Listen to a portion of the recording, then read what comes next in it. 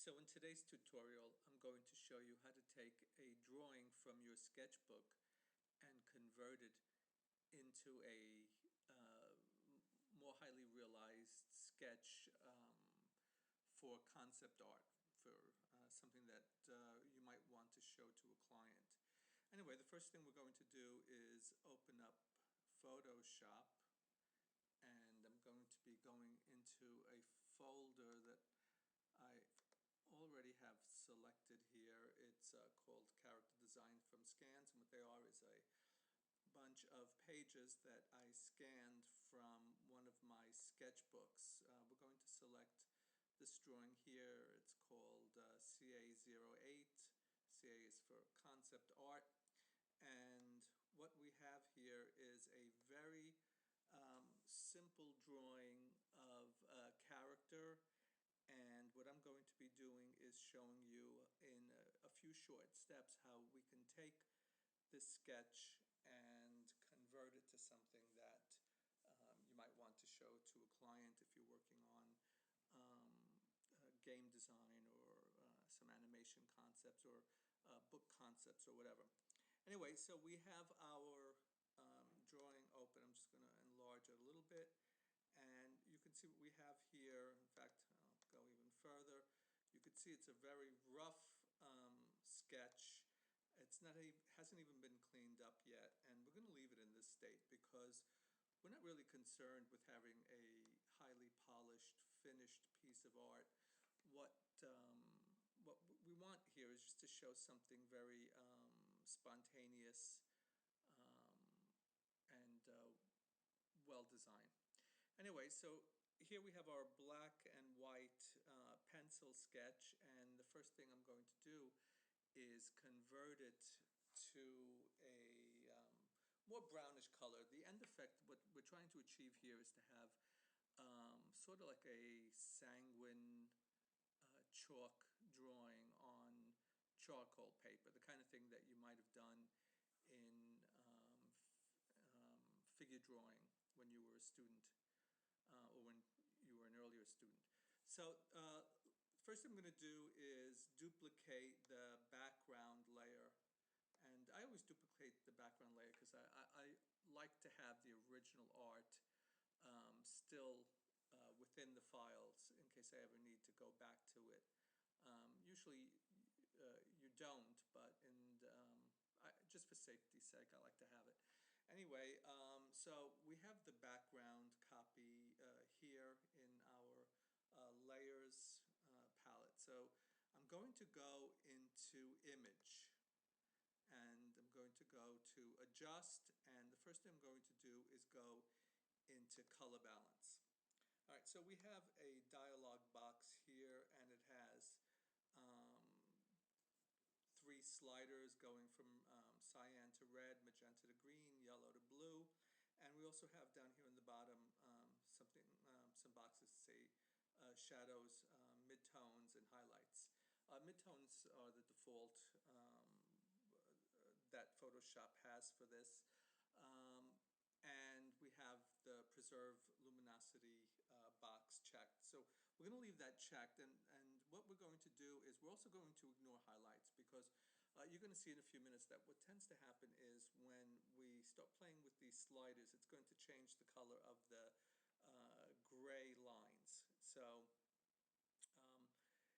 I don't want to change the color of the white, the highlights. So what I really just want to be concerned about is the gray. So first thing we're going to do is we're going to stay in midtones, and we're just going to slide the top slider over towards the reds. I have it all the way over, but really this is a matter of personal preference. Then I went down to the yellow, gave it a little bit of yellow. I'm just going to give it a tiny bit of green.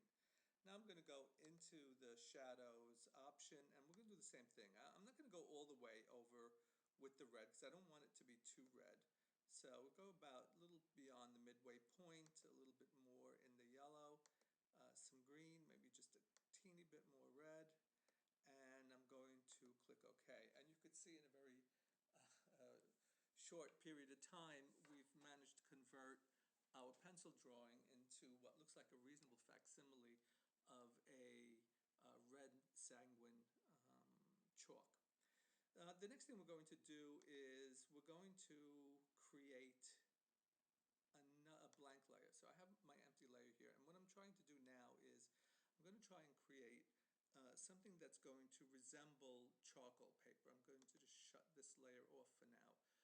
So I'm going to go into the color picker, and I'm going to try to come up with a beige color, something that mimics what we've seen in charcoal paper. So I don't want to go too dark, I don't want to go too light.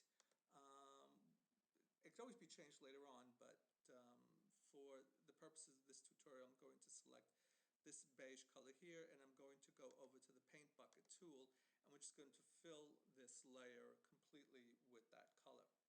The next thing we're going to do is go into filter. We're going to go into filter noise, and we're going to go into add noise. Now, I've already got it in the adjustment box here. I have my amount set to 9.51. Anything below around 9 or 10% is good for the purposes that we have here. All we really want to do is break up that solid color.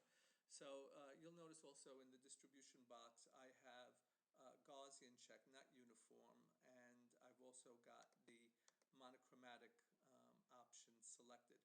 Now, this document, this original document, is 300 dpi. It's approximately 8.5 by 11. So these numbers here are just about right for the document that we're working on. So I'm going to click OK, and now we have our noise set, but it's still for the purposes of this, I feel it's a little bit too computerized, too sharp. So one final thing we're going to do in preparation for this paper, excuse me, is to go into the filter and blur.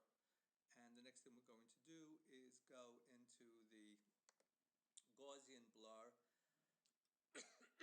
We're going to change our radius to approximately 0.9, 0.81. Any of that is just about right for what we're planning to do. You can see over here that what it did was it blurred that noise a bit. I'm going to click OK. So now what we have here is a reasonable facsimile of charcoal paper. So I'm going to go back to the layer that's on top. I'm going to turn that layer back on, and we're going to go into the blending mode, and we're going to go into multiply. I was in the wrong box. So let me go back, shut that off, go back to normal, and now we're in the proper layer, and I'm going to select multiply, and here we go. We have our drawing, our red chalk drawing on charcoal paper. So that's a pretty big difference right there from the original pencil sketch from the sketchbook. But we want to just take it a little bit further than what you see here in front of us. So the next thing we're going to do is start picking out some of the highlights. Like I said, this isn't going to be a highly refined drawing. What it's going to be is just something that you can show the clients to give them an idea of the direction that the characters that you've designed, what they're going to look like. So the next thing we're going to do, we'll go back into the color picker. I don't want to go with a purely white chalk. I think that it's a little harsh. We'll get something really close to white, but something that's a little bit warmer. So I think this is a good color, what we selected right now. And the next option we're going to go is we're going to select brush. So the brush tool is now selected, and we're going to select the brush. Now, the thing about Photoshop, it comes with many different brush choices. And what I'm going to select now is a brush that resembles chalk. You can see when I put the cursor over that number 36, it says chalk. And we're going to select that brush. And as as I was saying before, this comes with Photoshop default brushes, so it's nothing that you have to create, nothing you have to buy. It already comes with it. You'll also see that it's set at 36 pixels. That's a bit small for what we're working on now, so I'm going to just increase the size of the brush, and all right, so we'll go with the diameter of about I don't know, we have about 76. Okay, so this is good. The next thing we're going to do is we're going to just enlarge this drawing for now. Makes it much easier to work from. And we're going to go back to the brush, and we're going to just start. Before we go any further than this, I want to make sure that our opacity level is set much lower. In order to mimic the feel and look of chalk, I want to do a slow build-up of the white highlights. So I've got the chalk now set to about 30. The flow I'm going to leave where it is. And the next step is I'm going to create a blank layer. So we have another layer here, and I'm going to change the blending mode to overlay. And what you're going to see in this tutorial is when we're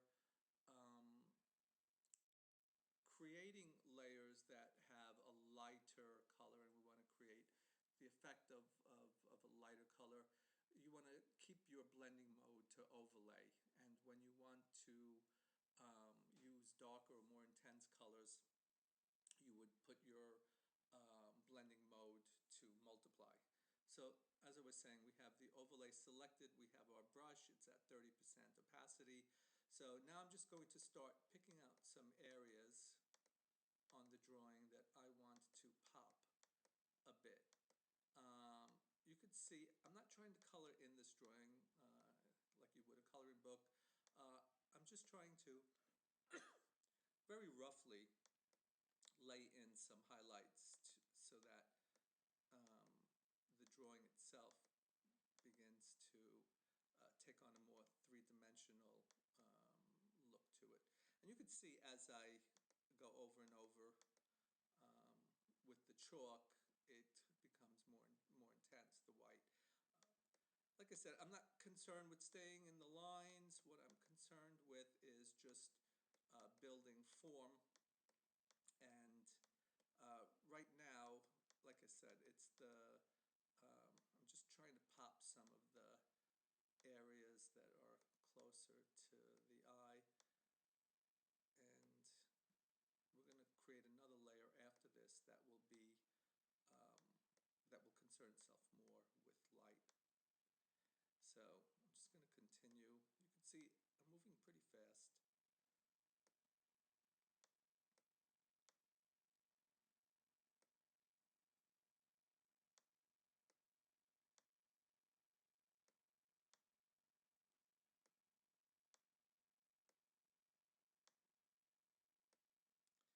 Even if I'm coming outside my lines, you could see over here that happened. Doesn't matter. Like I said, this is meant to feel spontaneous. So if something pops out a little bit from the lines,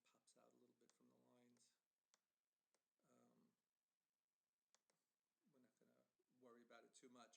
If it was something that that was glaringly wrong with it, all we would need to do is go into the eraser and just erase some of that color back. But like I said, this is not something that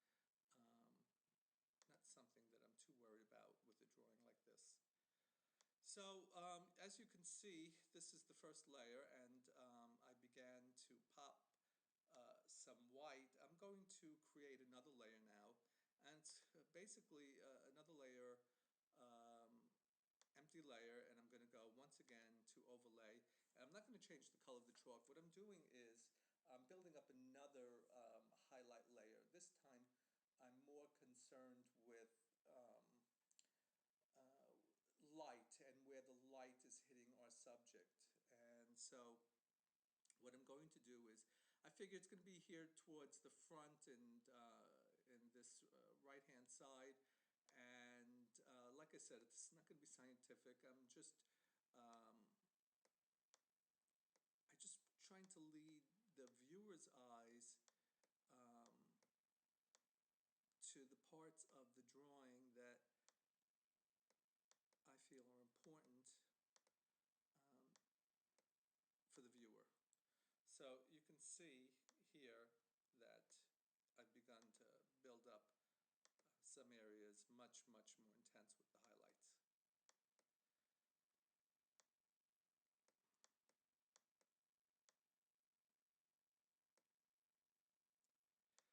As I was saying before, the beauty of Photoshop is its ability to um, create many layers, and that really gives you a lot of control over your image, and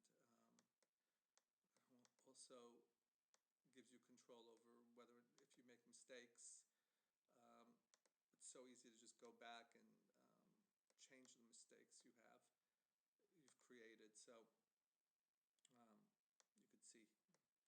you could see I went a little bit overboard there with the white. I didn't want it quite so much there on the line. So just like I said, roughly trying to pick out the areas of the drawing that I believe the highlights would hit.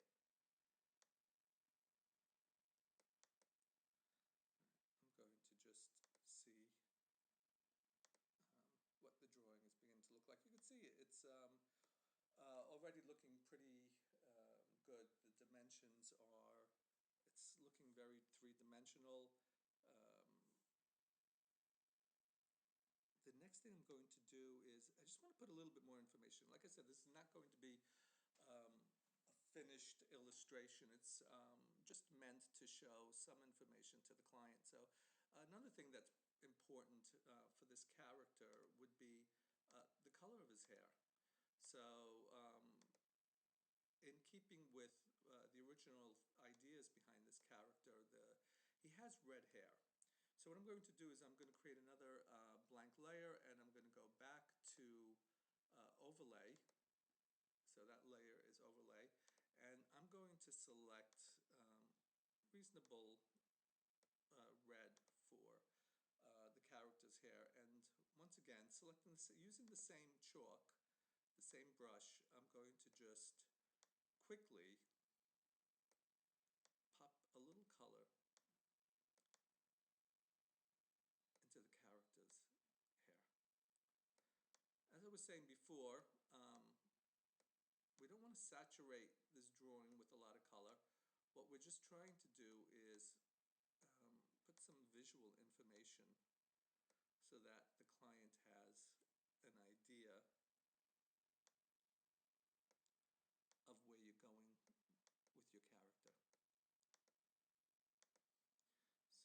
So I believe that's enough color so that the client gets an idea that this boy has red hair.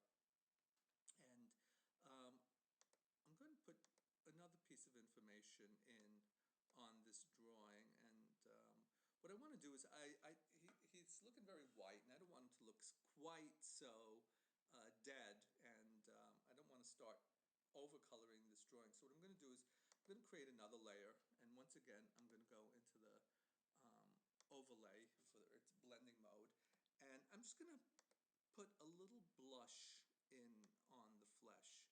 So I'm going to select a blush color. Once again, I'm going to stay with the same brush. I'm going to stay with the same opacity of approximately 30. And I'm just going to start putting a little bit of color into the subject's cheeks, maybe a little on his nose, a little on the lips. Basically the areas on the figure that would warm him up a little bit. Like I said, I don't want to go full on color. Just a little bit on the hands, especially around the fingertips.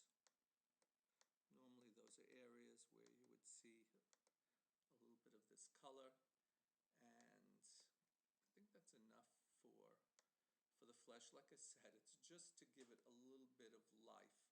Um, One more piece of information that I would like to include on this before we finish this drawing is I want to work a little bit more on his eyes. Um, Usually that's the focus on character drawing, is the character's eyes, and I want the viewer to focus there just a little bit. Not I don't want to go overboard with it, so I'm going to create another layer. And once more in this layer, what I'm going to do is I'm just going to select a white, and what I want to do is, I'm going to go with the overlay blending mode. What I want to do is make his eyes pop a little bit more, and this brush is way too large now. We're working in much smaller details, so I'm going to go with approximately 17 pixels. And you can see what I'm doing is I'm going into the whites of his eyes, and I'm not making them pure white because that wouldn't be right for any character, actually, because the eyes fall into shadow. But I did want to draw a little bit of attention to it, so I'm adding some white, and the next thing I'm going to do is add some color to the eye itself. Now, I've selected a green, and I'm not going to put this on another layer because there's so little information on this layer. I'm just going to stay in here, and I'm going to put that green into the subject's eyes. Okay,